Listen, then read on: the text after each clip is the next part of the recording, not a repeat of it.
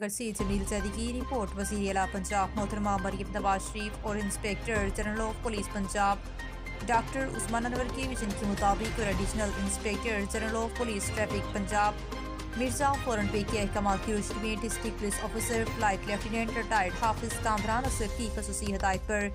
Yasin Bhatti district traffic officer کی نگرانی میں آج traffic education unit Bahawalnagar کی جانب سے government technical training institute of technology Bahawal Nagar عارف والا روڈ پر واقع کالج میں تمام طلباء کو روڈ سیفٹی اور ٹریفک قوانین کی پابندی کے بارے میں خصوصی سیمینار کا انعقاد کیا گیا،